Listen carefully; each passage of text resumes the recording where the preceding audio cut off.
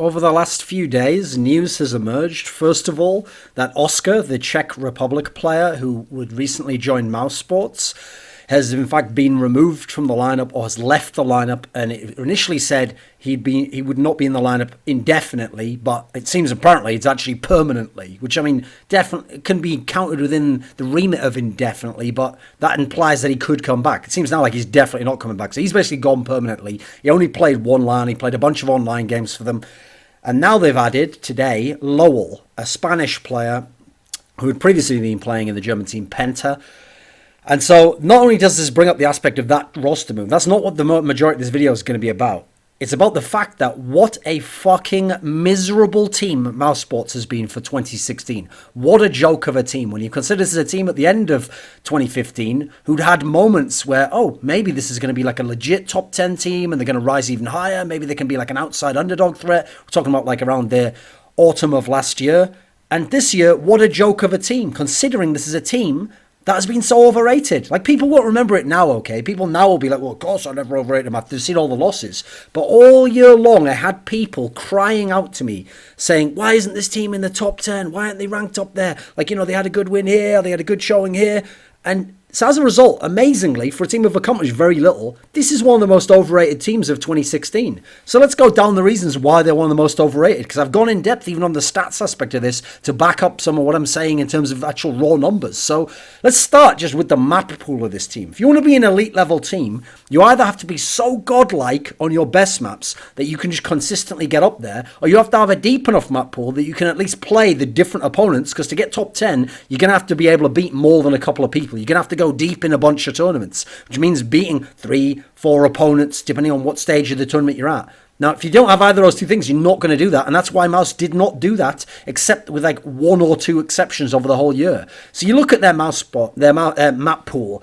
So okay, let's start with the old lineup. Okay, the next lineup before they got Oscar in, because that obviously played the majority of the year, like 2/3 of the year. Now, this is a team where we all know they were a Dust 2 cash team, right? Remember that? That was the line on Mouse Sports, the scouting report. Except, you know what? It wasn't even really that. They were a Dust 2 team. That's it.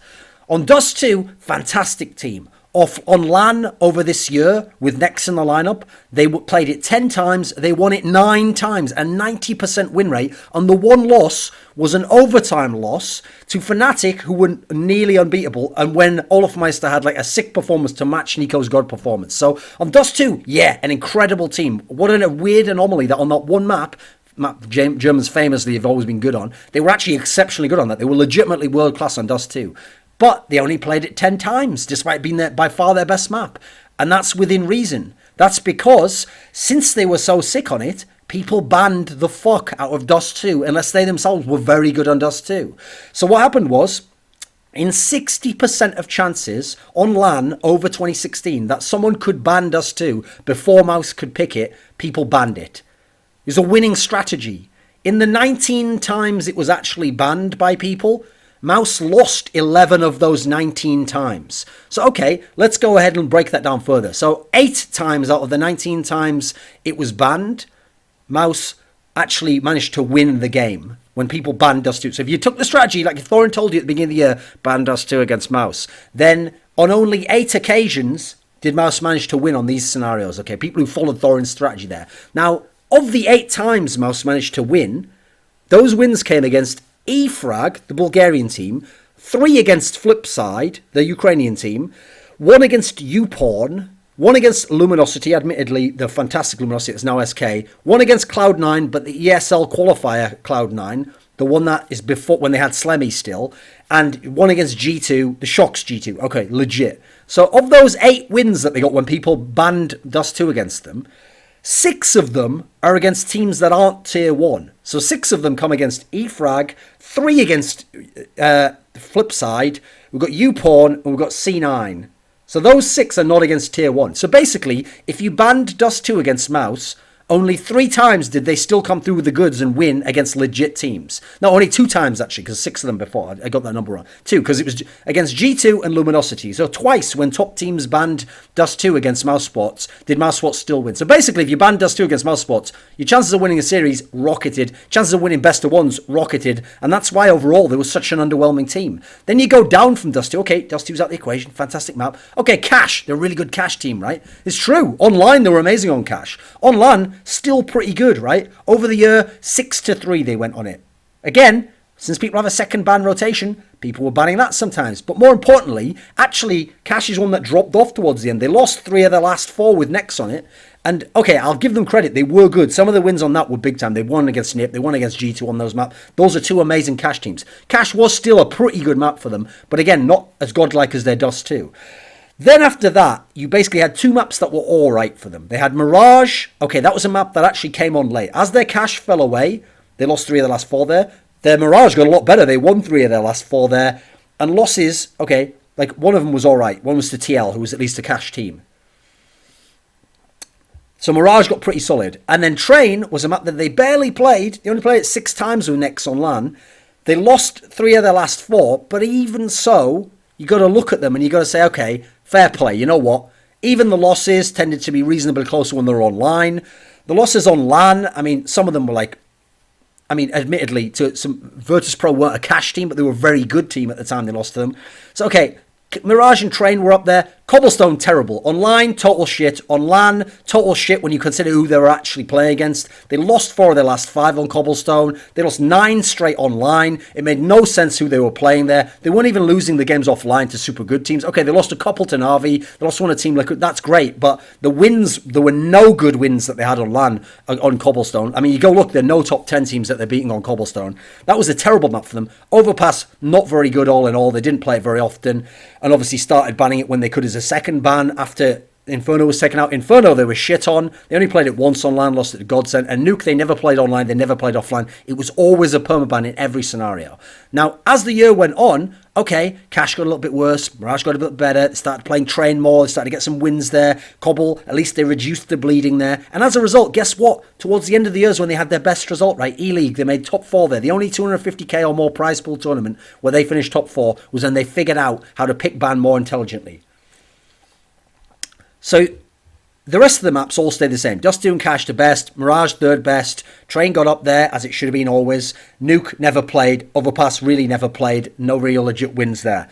So okay, we know that they're in a scenario where they had this terrible pick ban approach. So their map pool's already pretty small, right? So they're going to pick Dust 2 anytime they get a chance in general. But they had a terrible pick ban. Like, the pick ban actually makes me think whoever did the pick ban for their team over most of the year should either, if it was a coach, have been fired outright, or if they were a player, had pick ban responsibility removed. Because whoever was doing it did not understand what the fuck he was doing. Because this is a team where you look at the whole year, and actually, whenever they played Train, early on in the year, late in the year, online, offline, they were always actually pretty solid on Train. That was a pretty decent map for them. Meanwhile, you go away from that, I mean, you look at who they're losing to on Train. Okay, they lost to VP twice, and they lost to FaZe once.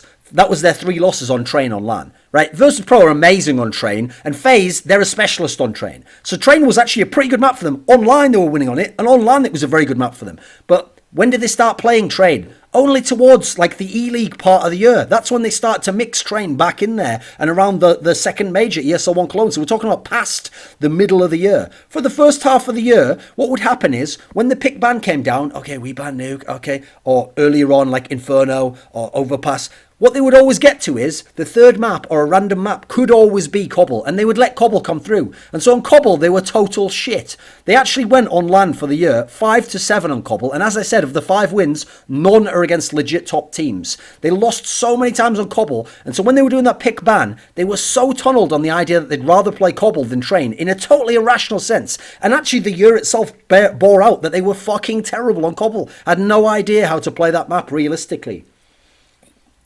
What's funny is even online they were actually dog shit on Cobble. They went 2 out of 12 games on Cobble They won 2 in 12 that they played online on Cobble. Utterly terrible team. They lost 9 straight online on Cobble. Utterly dog shit there, and yet continued to play it. So as a result, you only really have 2 maps you're going to definitely have a chance to get wins on. One definite, Dust 2 against anyone. Dust 2 and Cash against most teams. And now remember, in a best of 3, you're going to need that third map, right? If they win their map, well, what are we going to win our third map? Let's just let it be Cobble all the time and lose fucking all day long, right? They're also a team where you go past the map pool and start looking at the actual win rate and the record that they had over the year with Nex. So, okay, here's the scenario. When they played, in terms of maps, this is against my teams that at the time were ranked in my top 10 at the time they played them over 2016. This will show you why this is not a top 10 team. We're never a top 10 team, and we're never a world-class team. They, out of 27 maps they played against my top 10 ranked teams, they won 13 of 27. So less than 50% win rate in maps against my top 10. Then you go through the 13 wins, and 4 of those wins aren't even legit. So one of them is against Virtus Pro, who inexplicably at the beginning of the year just decided for no reason to let Dust 2 go through and let Dust 2 actually become the map against the Mouse Sports guys, when Dust 2 is the famous permaban of Virtus Pro in 2015. And right after that, after getting the heads bashed in on Dust 2, where Stacks had like the worst game of his career, Virtus Pro go right back to permabanning Dust 2 all the way from beyond that until like E-League against NIP. So that one's barely legit. Okay, you beat Virtus Pro, fair play, but Virtus Pro basically gifted you that on a fucking silver platter. So there's one of your 13 gone, down to 12 wins now. Then you got one that was against NIP, where you won 1 map against them in the group decider at MLG Columbus, when they had Threat, the coach, who was never even a good CSGO player, standing in instead of Pitt, their new player, who went on to be one of their best players in their lineup, by the way. And you won 1 map there out of the 3, so you got 1 win there against a fucking coach. Congrats, that comes off. So we're now down to 11 wins that are legit against my top 10 over the year. And then, I'm sorry, when you beat G2 in the E-League Last Chance qualifier in a best of 3, but they had Fuchs standing in, a guy with no competitive experience at the top level against Tier 1, instead of RPK, the third best player on their team, 2 of your wins there do not get to count, sir. So I'm taking those 2 off as well. So what are we down to now? Let's see. Well, we're taking 4 wins off total. So you have 9 map wins over all of 2016 that they had Nex in the equation. They got 9 map wins against my top 10 ranked teams over a whole... essentially a whole year. Obviously, once Oscar arrived, we take that away. So let's say like over 2/3 of a year, 9 map wins. Congrats, they're fucking sick on LAN. Terrible team, 9 legit wins. Then, in terms of series, they played 5 series against my top 10 ranked teams.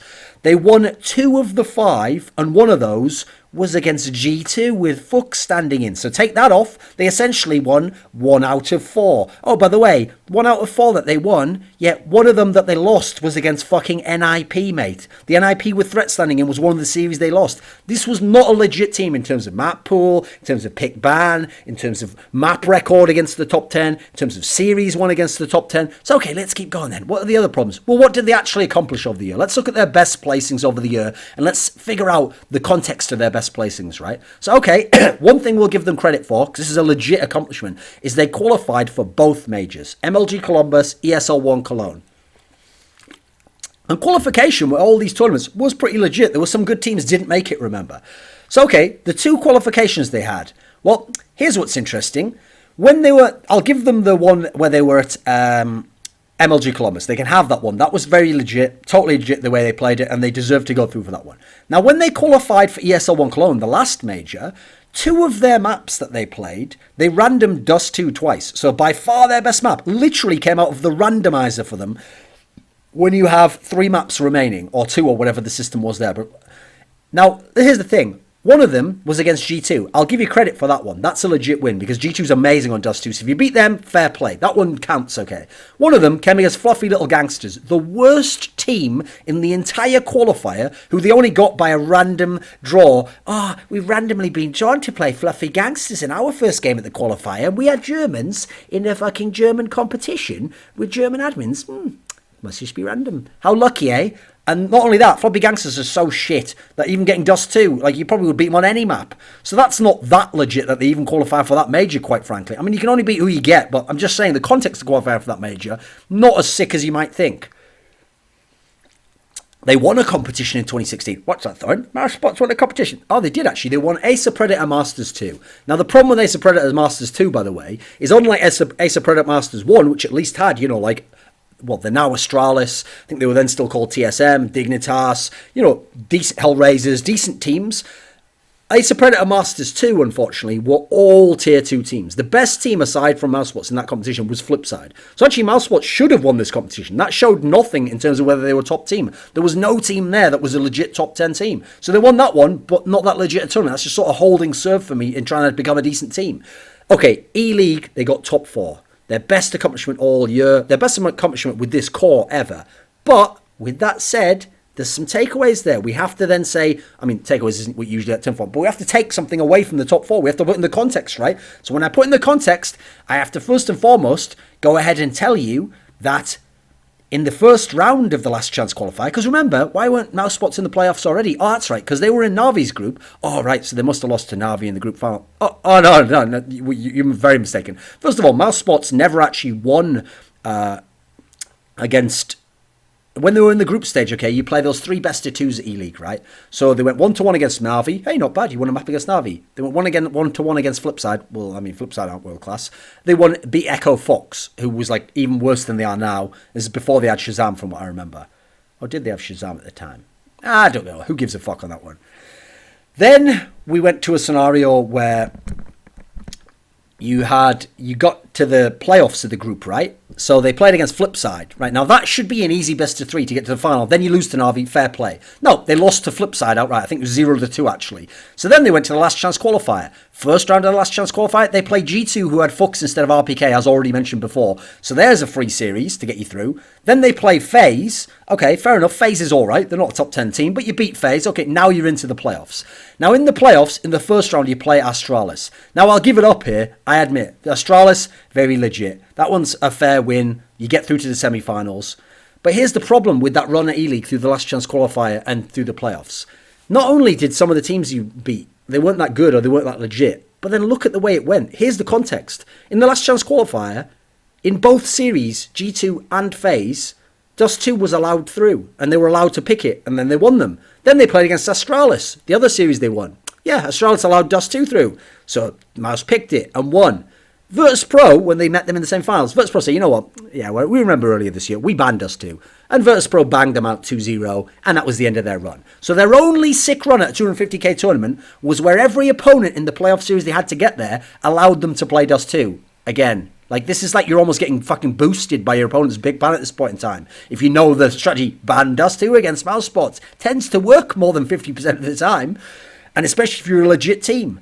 Now, their only offline best of 3 win over a team ranked in the top 10, as far as I can tell, was the Astralis one. Let's have a look here. I'll just actually look that stat up just to double check that that's the case. In terms of legit wins we're talking, obviously the G2 one, again, they were technically top 10 ranked, right? I'll have a look here just to double check this. So let's look for all of their series. Okay, so, yep, they lost against NIP. Yeah, I've already looked it up, right? It was 2 out of 3, and one of them was against G2, which I took out. So yeah, they only won 1 best of 3 all year long against a top 10 ranked team in terms of Astralis, if you take out the G2 one. Because guess what? Fux isn't in the ranking when G2's in the fucking top 10, so that doesn't really count, does it? It does on paper. You get the win, you still get the money and the increased bonus, but it doesn't count for the people who actually care about how good you are as a team, right? So really, you only won 1 in a whole year. What, 1 best of 3, and people want them top 10, this is a good team. Oh, they can still do it, or if they just tweak a few things. Fuck off. They're terrible. They repeatedly showed you with excellent consistency just how bad they were over the year. Then you got to consider, so there's their best result, remember. They had another decent result, actually, which is that they made it out of groups at DreamHack Malmo. And when they made it out of groups, they made it to the quarterfinals, and they had Godsent. And this was the old Godsent before JW. So it was the one that was Twist, Lecro, Pauf. And this was the one where Godsent hadn't really shown us anything offline. So people probably thought, hey, Mouse can win this, right? No. Now, first of all, to even get to play Godsent, they were in a group, right? And in the group, they got Dust 2 in the randomizer against Team Liquid, who were ranked highly, but had actually had Kooster in the lineup, if you remember. And that's not the player that they'd got the high ranking with, thanks to finishing top 4 with Simple and Adren, and Adren obviously was out for this tournament, at the major. So they played Team Liquid and then got Dust 2 in the randomizer, won that game. Congrats. Then when they were playing against Godsend, here's what's hilarious. Remember how they got Dust 2 and all those best of threes they won at E-League? Well, when they were at DreamHack Malmo, months before, by the way, they played against Godsend in the round of 8, and even though they had the opportunity to pick Dust 2 first, they didn't, and they lost this series actually 2-1. Godsend obviously banned it second rotation, I think, off the top of my head. Then you got to add in, so when they were at the first major of the year, MLG Columbus, okay, I said getting there was fine. When you're in that group, okay, they were in a group where one of the seeds of the group was NIP. And NIP, as I've said, had Threat, their coach, standing in, and these guys went against them in a best of 3. Now, if you're in a best of 3 and you're a legit top 10 ranked team, you're going against NIP, who's lacking one of their better players, and they have their coach, who's a shit player, standing in, and you can't win a best of 3. Well, Jesus Christ, how much more help do you want? You're just not a very good team, are you? Then you got to add in that the second major was again when they played the decider in ESO1 Cologne against Team Liquid, right? Now, technically, Team Liquid had a stand-in. Admittedly, it was simple, the ultimate stand-in. Still a stand-in, though. That was his second LAN playing with them in terms of that composition with the JDM team, etc. So they had chances in these two deciders to get to the playoffs both times. There was stand-ins they were playing against. Lost both of them. Never got to the playoffs of a major. Flipside got to the playoffs of a fucking major when they were playing NIP full strength. They had one top 4 finish at a big tournament all year, realistically, as I just told you. And even worse, they had a player who has gone down. Put it this way, if we're going to put together best individual player years of all time, Nico's is going to be up there. He had an amazing year as an individual player, and yet what did they accomplish out of it? 1 top 4 E-League, groups of 2 majors, and a top 8 at DreamHack Malmo. Brilliant. Yeah, sick. Won 1 best of 3 over a top 10 ranked team in terms of legit fashion. Yeah, sick. 9 legit map wins against top 10 ranked teams. And that's with a godlike player. I mean, I'm not exaggerating. This is why Mouz is so dog shit. Because without Nico, they would have been they already were like the top of the tier 1, maybe on the fringe of top of tier 2, on the fringe of tier 1, almost getting in, then almost getting in. Without Nico, they would just straight up be a tier 2 team, and they would not have been relevant at all, and they'd never get out of a group stage anywhere.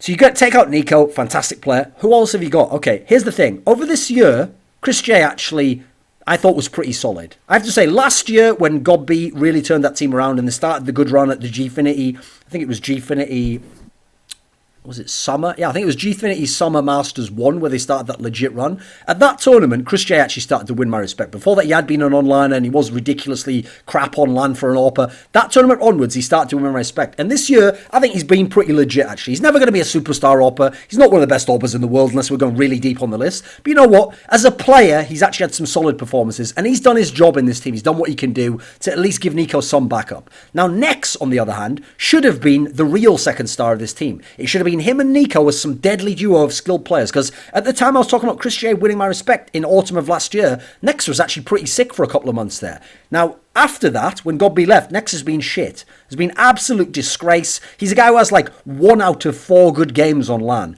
Not anywhere near a star player, and really was not fulfilling his role. I'm glad he got kicked for Oscar, because even though someone like Dennis was utterly terrible on an objective sense, at least he's playing like lesser roles. Nex is supposed to be a star and he's playing like utter shit. Now, the other 2 players who were left, Dennis and Spiddy. Here's the thing. It was easy to look at Spiddy all year long and go, this guy's shit, get him out of the team. I get that. But what's funny is, if you ask me between Dennis and Spiddy, who I think the worst players, I'm going to go with Dennis. Sure, in the team last autumn, when they were doing well with God B, Dennis was actually playing pretty solid. He was a legit player, actually. He was not bad. But you know what? This year, Dennis has been absolutely terrible, utterly terrible, to the level where he doesn't even look like he knew what he was doing in this team. At least Spiddy, who doesn't have great skills and doesn't put up a good performance very often, at least he looked like he knew how to play his role. That's one thing. That's a key distinction to make. Both were bad, but Spiddy could at least play his role to some degree. Like, if Spiddy's your worst player and he plays his role, and you have a player instead of Nex who does his job, and you have Dennis out there and a decent player in there, you actually have a pretty good team all of a sudden. That's the difference. Spiddy could be the worst player on a top 10 team. Dennis can't. Especially not when it means Spiddy's the second worst. Then you got the Oscar situation. You know what? I actually thought, great. Because I knew about this move a long time ago. I mean, I was trying to get this guy in Team Liquid, but I knew he'd already signed with Mouz. So Oscar's a player where he looked amazing at Tier 2. And the rare occasions he got to play Tier 1, he was actually pretty legit there. So I thought, great, this is it. This is the obvious solution. I even liked the change they made. Kick Nex out, who's not playing like a star, is a waste of resources. Bring Oscar in. Now we've got a second star that's going to be very good. Not as good as Nico, but should be the second best player. Then we're going to have Chris J just be like the third best player, occasionally contribute a good performance. Now Dennis can be sort of shit. Spitty can do his role. You know what? This isn't a bad team. Now we're going to be legit top 10. Now we're going to see what's actually capable with Mouse Sports. I thought this was the solution. Because the thing is, having Oscar come in didn't fix their issues, wouldn't fix the map pool necessarily, wouldn't fix the pick ban, wouldn't fix the shot calling, wouldn't fix like Dennis being a dumpster and Spitty and Dennis together not being good enough as a two-player combo. But you know what? It would add in enough skill where you'd at least be able to win some games. And winning games is sort of a nice little band-aid to major problems, at least in the short term. Because he's such a skilled player, he could at least have contributed and won you more games, even if the gaping hole was still there. So look at Oscar when he came into Mouse. You know what? Online, it was going so well. All of a sudden, yeah, they were now super sick on Mirage. They were doing really well. They went offline. They played it against Godsent. They won that. It was going really well. Cash was still really good. I mean, what? They lost that on LAN to Envious when they're at Gfinity in overtime. Envious is obviously amazing on Cash. Cobblestone was actually pretty decent all of a sudden, a map that they had famously been terrible on before. They didn't play Train and Nuke for some reason. Dust 2 was still decent. I mean, I don't really blame the losses that they had really there. Like, that was fine enough. Suddenly, the map pool had expanded. They were decent across a number of maps and actually gotten better on a couple that they used to not be very good on. Online, Oscar was amazing. He was actually playing like the best player in the team. Nico was still playing very well, but not like a god online. Chris J was like up and down, but still pretty solid. Spitty, sometimes shit, sometimes decent online. Dennis was shit online as well. Then they went offline. Oscar just played absolutely terrible, was the worst player in the team. Spitty played actually pretty well at Gfinity, I gotta say. Dennis played like a good series against Godsent, a bad series against Envious. Chris J was solid. Nico was amazing for the most part. Had his drops off in the final a little bit. So you thought to yourself, okay, online it was amazing. Offline, yeah, what's the issue here? How do we get this Oscars guy on side? So we can get him on side with Spitty's improvement. You know, maybe this is going to be an even better team than we thought. And now he's gone. Now, the problem is, when I say that Oscar coming in, yeah, he didn't fix their issues, but then again, think of the context of the team. They were never gunning to be world champions. They were never going to make a super deep run at a major. You know what? This is the sort of team where they should be gunning for tier 1 status, top 10 ranked status, making out of the group at a major. This win best of threes against top level teams. It just as upsets even. This is what they should be gunning for. And you thought on paper Oscar should have done that. And I still think he could have done. I don't know what was going on behind the scenes internally. So yeah, in terms of personality conflicts, maybe he couldn't have done that. But in terms of what he brought in the server, I still think he would have figured it out. I don't think it would have been like that every single time at Gfinity. I think they would have figured some of their issues out. And also, just for Oscar's career, it tilts me that it's already over basically. Because if he hadn't have joined Mouse and signed that contract all those months ago, I could have had this guy on Team Liquid now. No joke. It would have happened. Could have had him on some of these top NA teams. And by the way, I don't care if anyone's going to watch Gfinity and go, hey, shit. No, one LAN doesn't make you shit, mate. This guy's still a very skilled player. This guy can still be something and still be on a top 10 team in the world if he gets an opportunity.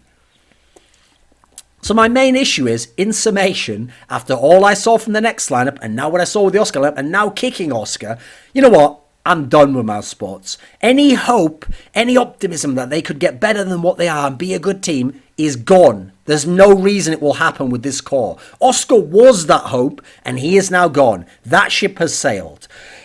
At this point in time, my mission with Mouse Sports, it goes like this. 1, enjoy Nico being a really sick player and having opportunities to show that he's super sick on a dog shit team. 2, wait for Nico's contract to end and hope he finally makes a good decision and just leaves, because I don't see the point in wasting your prime on a team like this.